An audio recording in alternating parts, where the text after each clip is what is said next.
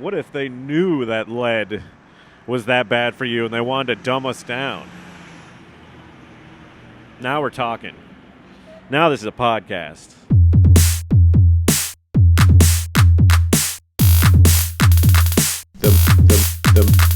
The Matt Miller Real Podcast. The Matt Miller Real Podcast. Hey everyone, this episode's a little all over the place. I'm a little mumbly right now. I do some shooting and talking outside. Shooting by the video is outside, and then about 19 minutes in, I transition into some other audio where I'm inside.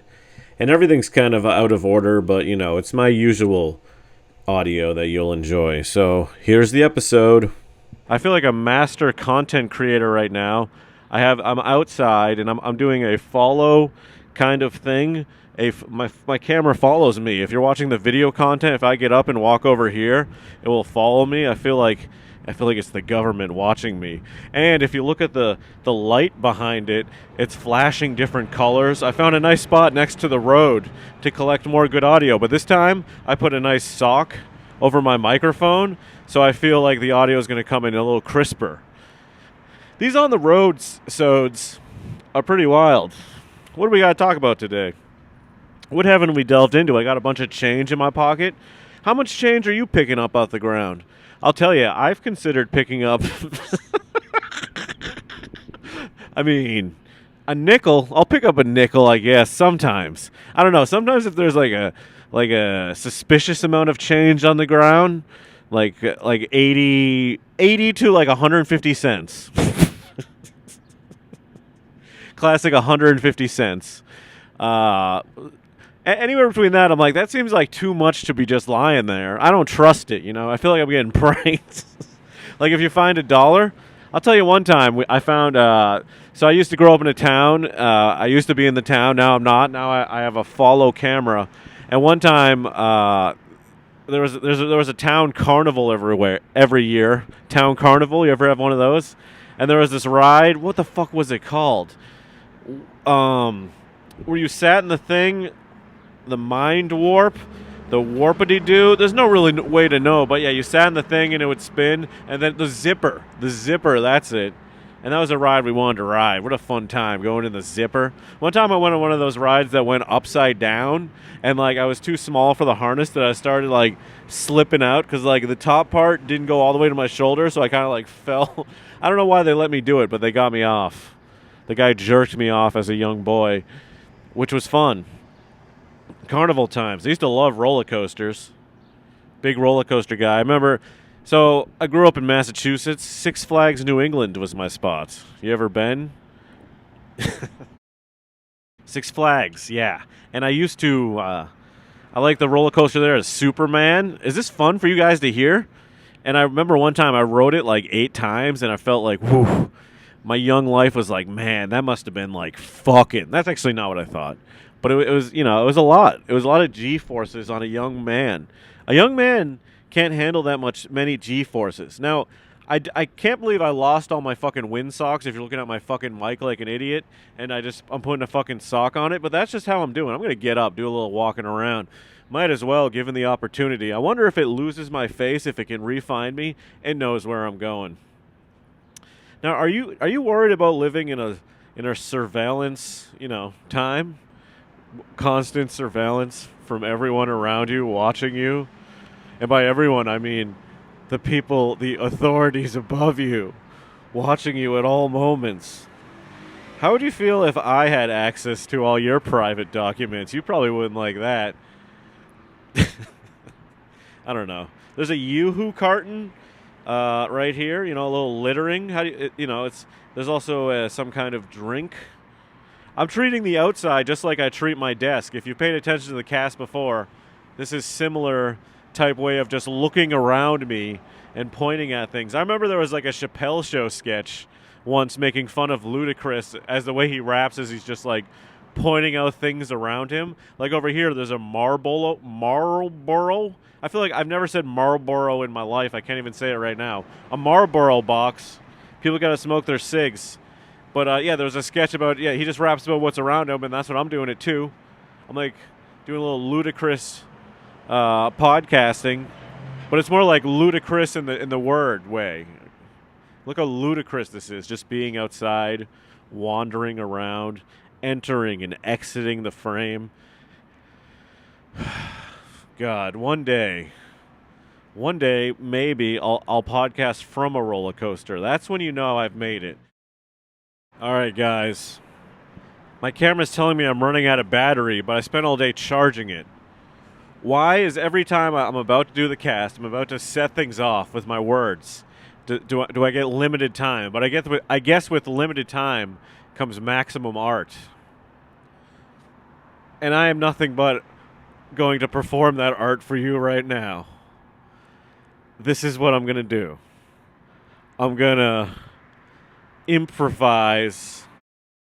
Okay, so I'm looking over here, and there's this scrap king place right over here. I wonder if I can walk over here. We'll go all the way. It won't go far enough. And it looks like they have lead. Do you know the story of lead? There was this guy, right, who put lead in the gasoline, and it made everyone retarded. You know, we all became retarded. There's lead in the gasoline. Everyone's a big retard. And that's just what happened. But no, he won the Nobel Prize. But no, they didn't realize. They knew lead was toxic, I guess, but they didn't know it was so toxic that it fucked everyone up. And then they put lead in paint, and they thought it was incredible. But then everyone got fucked up. So we all know that about lead, probably. When was that? The early 1900s. We're still suffering the effects of all the lead we had in things. We had lead pipes. It was making everyone dumb, giving them brain damage. It was fun that was a period of time, our lead time. Let it in, you know? Let it in. What if they knew that lead was that bad for you and they wanted to dumb us down? Now we're talking. Now this is a podcast. Maybe. Dumbing us down, a little lead. This is like as a dump truck goes by me to cover my words so I'm not spreading these theories.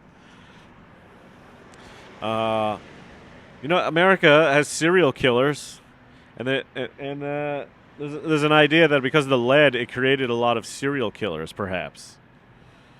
I don't know how it could correlate. If you got a lot of lead poisoning and you birthed a child and this child inherited all your lead poisoning, that kid's going to go out stabbing, shooting, killing. See what I'm saying? Lead. And that's the story of lead. In case you don't know the story. Now, I lost the cover to my little recording device here, so that's why I'm using this sock-covered microphone. And I didn't lose it. I know where it is. You know, a lot of times I put things somewhere and I forget where it is. But I know it does exist in the zone, if you know what I'm saying. Is anyone else like that? I know it exists in the area. I just don't know where it is. So I didn't lose it. I just need to find it. You know, I'm like... I mean, yeah. That's just how it works. In my mind. Let's talk more about munching. How I'm munching... How we're all munching. During lockdowns, I really munched down. I really did. I remember one time it was like pouring out, and I had to go get White Castle, and I was drenched. Everything was so wet. I came because I was so wet. The amount of rain on me made me come just so I could go get all my little burgers, all my little munchie, and I ate so many of them. I don't even know how many I ordered. Not even fucking good. Got the fucking shake. The story is, you know, that's a lockdown story. That's a guy alone lockdown story. Pouring rain, going to fucking White Castle, getting drenched, basically taking a shower, going inside, eating it, not even being good. That's what we got for being locked down. That's the life that we're living. We were living. That's the life I was living. I was fucking watching people playing Animal Crossing on YouTube. I was watching a guy, you know what I was watching? This guy, he was eating fast food. He would like sleep over at a Burger King. He would spend let's spend 5 days in a Burger King parking lot. and he would just eat Burger King for like breakfast, lunch, and dinner. And this was like an adult man, like a 50-year-old man. And I watched this. That was good content. I got a pretty keen eye for content and content creation, to be honest. All these people going behind me, really add a lot to the cast. They're all They really add a lot of diversity to the cast. All the people going behind me. All right, guys, I got to be honest. I stopped the cast to talk to a good friend, and then the big dump truck just came down here, and it's dumping trash. And I just want to remind everyone that you can't just dump your trash everywhere. I think I've already brought this up during this cast, but you got to keep things clean. Clean and mean. We want these streets to be mean, but they can't be mean if they got fucking crumbs all over them. What kind of mean guy has crumbs on him? You're not scared of the guy with crumbs. You're like, what are you, munching down cookies all night, you fucking crumbhead? And I forget where I left off on the cast, but at this point we're in it so much that we're winning. We're winning it. And I'm sitting at this point. And I'm shitting. I shit my pants. I'm just flopping around in it. Gookla gookla goo. One time I did, this is what I did. It was after Thanksgiving. My parents gave me this, all this Thanksgiving food that just sat in the train sun. I guess it was a hot Thanksgiving at the time. I guess it was, as my memory bespokes. That's not even the right word. Doesn't matter. And so we had all this old it wasn't old. It was fresh, but it sat around in the sun. I ate all this fucking Thanksgiving food, which was, it was great. It was great food, munching it all down. But then I also took mushrooms. I'm like, I'm all alone as a guy. I'm going to take fucking mushrooms. And I took those shits, right? And then what happened was I like shit myself on the bed. And I'm like, fuck. Why did I eat all that Thanksgiving food and mushrooms? And then I had to go like throw away all my stuff, my clothes and all my shit stuff. I threw it away, and then I had to walk to the mattress store, and now I'm on mushrooms. I'm just talking to the guy. I'm just like, I need new fucking sheets, you jerk face. And then he's like, well, we only have $300 sheets, and I'm like, fuck. So then I'm like, I'm not gonna get these sheets. I'm gonna just go order them online and just sleep, on my other comforter or whatever I had. And that's what I did. So drugs aren't as, always as cool as they portray them to be. Mushrooms, it's not always some big fun trip. Or it's not even a bad trip. Sometimes you just shit yourself and then order sheets online, just sleep on your comforter after throwing away your shit sheets. And there's the truck. It's back. It's back for more. I guess I'm in some kind of loading area, which is good. There's a lot of bikers going down the street, various men and women, almost all wearing helmets. I guess they're all not worried about their health, their well-being. It'd be a shame if something got into one of their spokes and they fell and hurt themselves and they weren't wearing their helmet. A true damn shame. Whole lot of them. It must be some kind of bike thing. What if this was the writer's strike? This truck is so loud. This audio is going to be pretty rough. I'm not even looking at it. But are you looking at it? What if now there's a beeping fire truck. It's really, if you were to decide the worst place to record an audio-based platform thing, this would pretty much be it. And I think that's really a good idea, though. You don't hear a lot of casts in hard-to-hear areas. And that's maybe the next move in podcasting. I'm always trying to think of the next big thing, the next thing no one's thought of. And this is it. Very loud outside podcasting. Just crowds and crowds of people roaming down the road. Nothing but sound to be heard in my voice nibbling in the background, just nibbling away. As kids, we used to have ferrets. Little ferrets that just ran around us and they smelled like shit. We had to get rid of them. My mom's like, these ferrets are too fucking smelly. You got to get rid of these shit bags. But they were very sweet. You could call them up, make a little noise, like a little snapping noise with your mouth, and it would come up, run up, right up you, and give you a big ferret hug. Very cute guys. Very smelly, though. Very smelly. It's kind of nice when the truck's around. I feel safe with that very loud noise. It feels safe. Just a big loud noise. It keeps the demons away, you know. Let me give you a movie review. What did I just watch? Crimes of the Future? a David Cronenberg movie, Crimes of the Future. Have you heard of this movie? It's like humans don't feel like pain, and like they like come to like getting surgeries, like getting cut open surgically. It makes them get off. It's like their drug, and a whole bunch of fun things come out of it. A lot of cutting and blood scenes, blood and cutting. You know, it's got all your David Cronenberg things if you know about him. A government agency. It's got body horror stuff. It's sci-fi. It's got all this stuff. It was okay. I'll tell you what. If you're only in movies for the nudes, this is another nude. I always just bring up the nude rating. No fellas. No wait. Do you see his cock and balls? You don't see him. You just see his chest. Why don't they show his naked bottom? Fucking Cronenberg. You see 3 women naked. 3 of them. But you don't see any guys naked. I think movies, I think they might start implementing a thing in movies where they have to have equal amount of every gender naked just to make no one feel, objectified. That would probably be a good idea. Yeah, the movie has 6 boobs, 2 kind of pussy seeings, and no dicks or no balls, no even dude ass. That's not fair. It's not fair. They should implement in movies that there has to be an equal amount of every possible genitalia in it to make no one feel objectified. Everyone needs to be represented equally. That's what we need in films. Films. I went to film school. That's how I knew how to buy these items, and that's how I knew to set them up. That's how I knew to get them up and going. My film school learned all about production. How much do you know about production? Production is the future. Once everything's automated, we're all gonna be creators, following our dreams of speaking into a camera and getting money.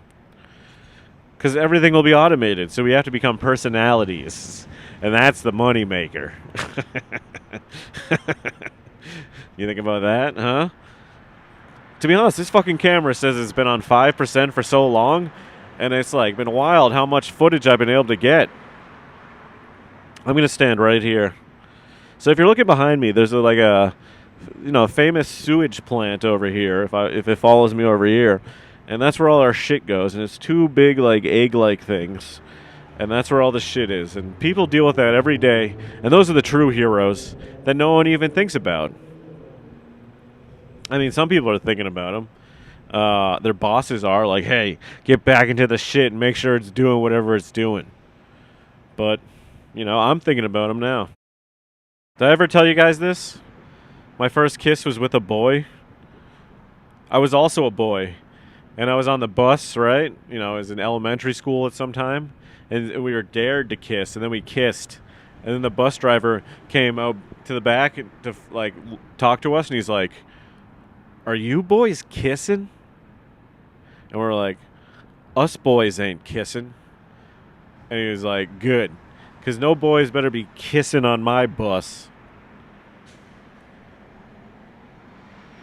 And then 6 months later, he died. He had, a cancer tumor on his neck.